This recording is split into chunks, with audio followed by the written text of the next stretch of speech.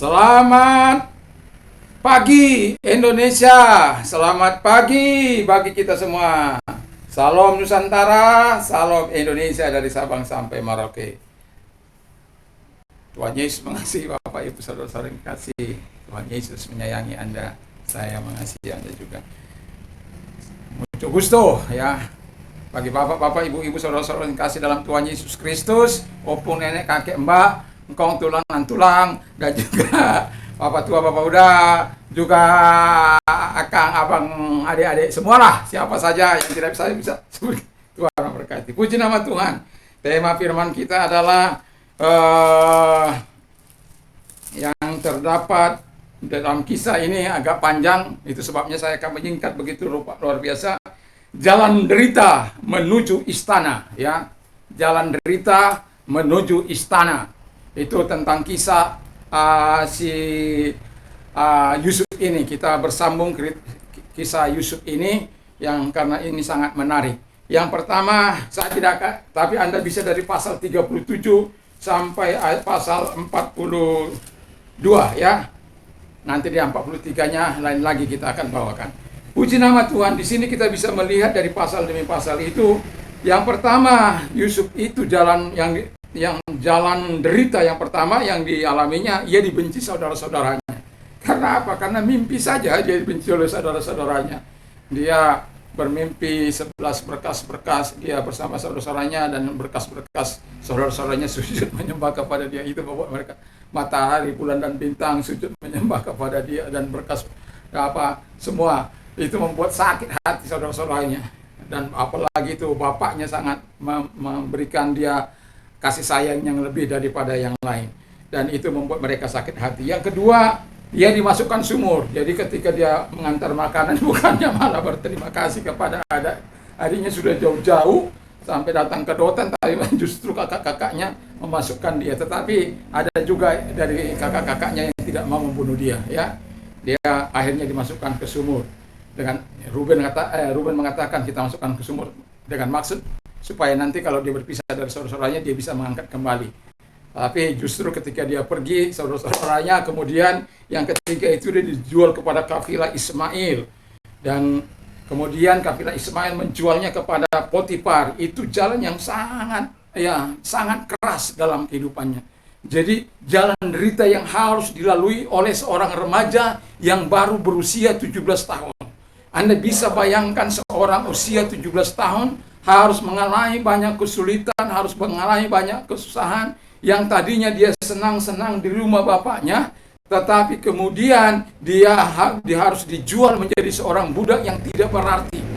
Budak, Anda tahu, dia tidak punya arti sama sekali karena dia sudah dibeli, mau disiksa, mau dianiaya, mau kerja 24 jam bisa, tidak bisa berhenti, dia bisa aja oleh tuannya. Tetapi kita bisa melihat bagaimana si Yusuf ini yang dijual 20 itu. Yesus kan dijual 30 keping perak, sementara 20 ya, 20 keping perak. Wah, ini saudara-saudara yang nggak benar ini. Nah, nanti kita lihat bagaimana akhirnya ending dari mimpi daripada besok, ya. Puji nama Tuhan. Jadi ia dijual kepada Potifar. Kita sudah tadi pasal 37 itu bagaimana dia berhasil dibuat Tuhan menyertai dia, lalu Tuhan membuat manis eloknya, rupanya dia orang yang taat kepada Tuhan, yang dapat diandalkan. Wah, jadi walaupun dia seorang budak, tetapi di sini yang mau saya katakan, jangan Anda ketika Anda menjadi seorang karyawan, ketika Anda seorang bawahan, jangan Anda memiliki sikap pesimis, tapi optimislah selalu, karena Tuhan bisa memberi jalannya sendiri. Ketika engkau bersahabat dengan Tuhan, membangun hubungan dengan Tuhan, Allah akan menyertai engkau, Allah akan menyatakan kuasanya kepada dirimu. Dan Tuhan akan membuktikan bahwa Dia adalah Tuhan yang memelihara engkau. Tuhan akan membuktikan bahwa Tuhan adalah Tuhan yang melindungi engkau. Bayangkan Yusuf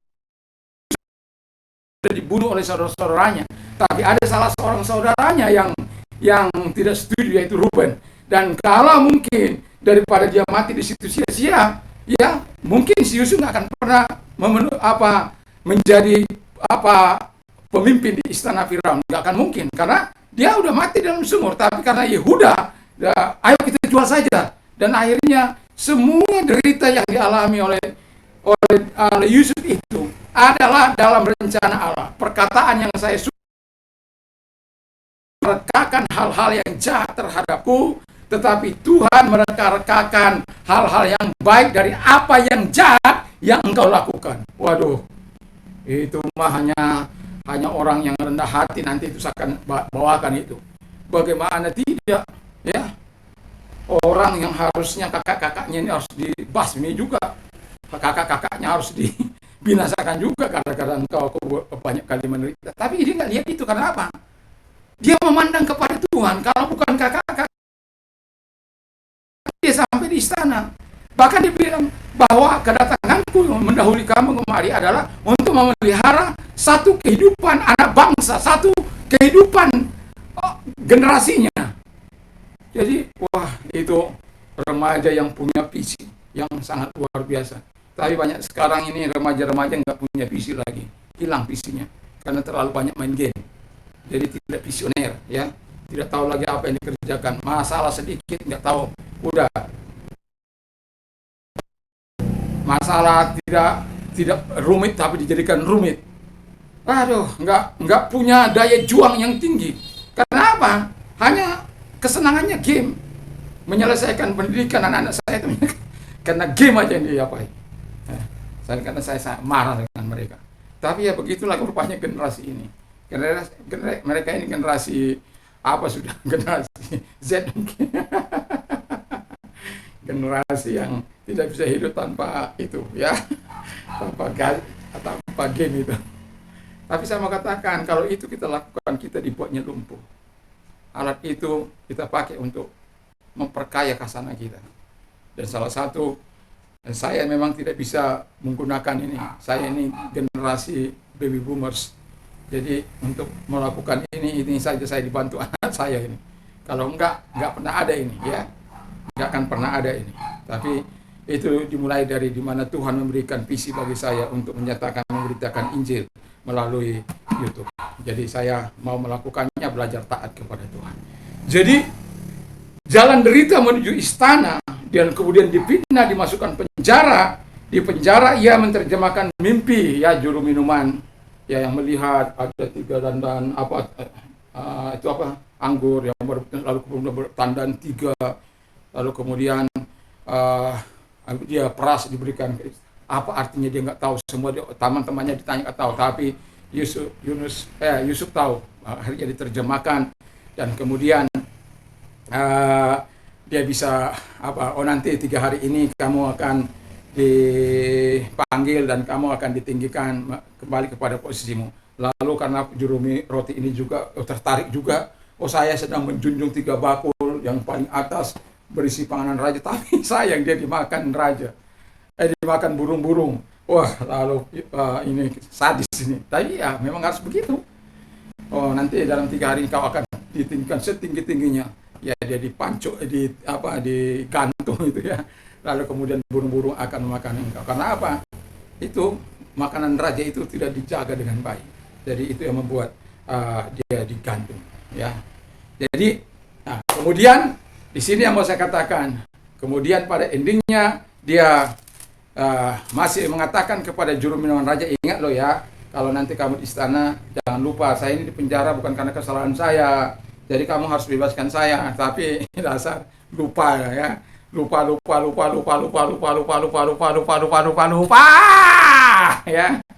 lupa, ya. Tapi kemudian satu ketika raja bermimpi, dan kemudian Anda tahu apa yang terjadi. Dan raja mengatakan kepada dia, kepada seluruh istana tentang arti mimpinya. Tak ada seorang pun yang tahu, dan dia tahu. Jadi raja melihat kerbau yang keluar dari sungai Nil yang begitu kurus, begitu gemuk. Lalu kemudian ada yang 7 ekor, ada 7 yang kurus, lalu melahap itu yang gemuk-gemuk, tapi badannya nggak berubah. Ya, nggak bisa berubah. Lalu kemudian 7 bulir gandum yang gemuk sekali dan 7 bulir gandum yang kurus kemudian melahap ini juga nggak berubah. lalu dipanggil, lalu bilang, oh dulu maaf Tuanku Raja, dulu ada di sana yang menerjemahkan mimpi, terjadi sebagaimana kepadaku, terjadi sebagaimana yang dikatakannya, dan kepada juru roti juga terjadi seperti apa yang dialaminya. Dipanggil dia, kemudian itulah diterjemahkan tadi. Jadi 7 tahun akan berlimpah-limpah, 7 tahun akan kelaparan karena 2 kali, maka itu Tuhan akan melakukan dalam segera. Maka yang mau saya katakan setelah itu, Tuhan, Firaun mengatakan semua negeri ini ada dalam kekuasaanmu, karena engkau adalah orang yang punya roh Allah. Jadi dimanapun Allah tetap menyertai dia, Allah tetap menguasai dia, Allah tetap memimpin dia, Allah tetap menyertai Yunus, sehingga jalan derita yang dialami bukan mau menghancurkan kehidupannya, tapi justru menghantar dia menjadi pemimpin nomor 2, tidak lebih rendah dari Raja Firaun. Cuma tahtanya saja, soal kekuasaan tidak ada seorang pun bergerak dan bekerja tanpa perintah dari raja, dari Yusuf. Wah, luar biasa. Jadi jalan derita yang Anda alami sekarang, jangan Anda bersungut-sungut, tapi responi dengan baik, responi dengan jalan-jalan Tuhan, dan tetap berserah kepada Tuhan, dan tetap menyerahkan diri kepada Tuhan, dan engkau akan menikmati kebaikan ke posisi yang jauh lebih baik. Kalau engkau sebagai pegawai negeri, lakukan sebagaimana standar yang sudah ditentukan, SOP yang sudah ditentukan kepada engkau dari negara yang sudah dipercayakan. Jangan langgar, jangan apa. Nanti akan Tuhan yang akan meninggikan. Kalau Tuhan meninggikan, tidak seorang pun yang dapat merendahkan. Tapi kalau Tuhan yang merendahkan, tidak seorang pun dapat meninggikan. Puji nama Tuhan. Jalan derita yang panjang yang dialami oleh Yusuf untuk menuju istana, itu adalah penggemblengan yang begitu luar biasa. Sehingga ketika dia jadi penguasa, nanti kita akan bawakan itu penguasa tetapi tetap rendah hati. Wah, itu luar biasa. Saya senang itu. Karena itu saya suka sering kali membawa tentang Yusuf ini, karena saya melihat itu telah banyak mengubah hidup saya. Kisah itu telah banyak menginspirasi saya untuk bisa bertahan dalam situasi dan kondisi apapun. Tapi saya tetap yakin bahwa Tuhan itu yang harus dimuliakan dalam seluruh hidup kita. Jadi akhirnya dari apa yang sudah kita lihat ini, bahwa Tuhan turut terlibat dalam segala penderitaanmu untuk menghantar engkau kepada posisi yang lebih layak yang Tuhan inginkan, supaya engkau punya hubungan yang karib dengan Tuhan. Puji nama Tuhan. Mari kita berdoa. Berkati firman-Mu yang sudah mendengarkan, Tuhan berkati. Berkati presiden dan wakil presiden, berkati para menteri, dan juga berkati gubernur, bupati, wali kota, camat RT. Berkati gereja-gereja Tuhan, berkati semuanya Tuhan.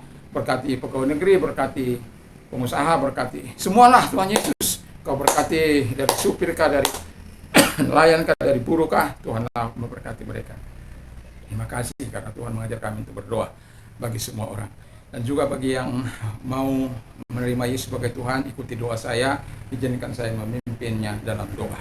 Tuhan Yesus, saya sadar saya orang berdosa. Saya butuh Tuhan, saya mohon ampun kepada Tuhan. Sucikan saya dari segala dosa dan kejahatan saya. Sekarang saya menerima Yesus sebagai Tuhan dan Juru Selamat saya. Dan jadilah Raja, jadilah Tuhan dalam hidupku. Dan saya yakin saat ini saya sudah menerima hidup kekal, dan saya menjadi anggota kerajaan surga. Terima kasih dalam nama Yesus. Haleluya. Bagi engkau yang sakit, saya akan terus, setiap kali saya menyelesaikan khotbah saya akan terus berdoa bagi Anda, berdoa. Ketika saya duduk diam pun di bawah kaki Tuhan, saya terus akan berdoa bagi Anda, bagi semua yang pernah mendengarkan ini, berita yang saya sampaikan ini, supaya Anda dikuatkan, dihidupkan iman Anda. Bagi yang belum percaya kepada Tuhan Yesus. Terima kasih Bapa di surga, terima kasih. Dan taruh tangan di tempat yang sakit dalam nama Yesus Kristus. Saya tidak dapat sebutkan satu persatu dalam sakit mereka, tapi yang sakit saat ini saya katakan dalam nama Yesus, ulurkan tanganmu di tempat-tempat mereka yang sakit dalam nama Yesus. Sembuhkan mereka dari sakit penyakit mereka, yang buta melihat, yang tuli mendengar, yang bisu berkata-kata, yang lumpuh berjalan, kanker sembuh dalam nama Yesus, jantung, koroner, diabetes, hipertensi, Tuhan Yesus, gagal ginjal, juga impoten, juga Tuhan Bapa di surga, juga mandul, Tuhan tolong semuanya. Sehingga semuanya boleh Tuhan ditolong oleh Tuhan dalam nama Tuhan Yesus Kristus.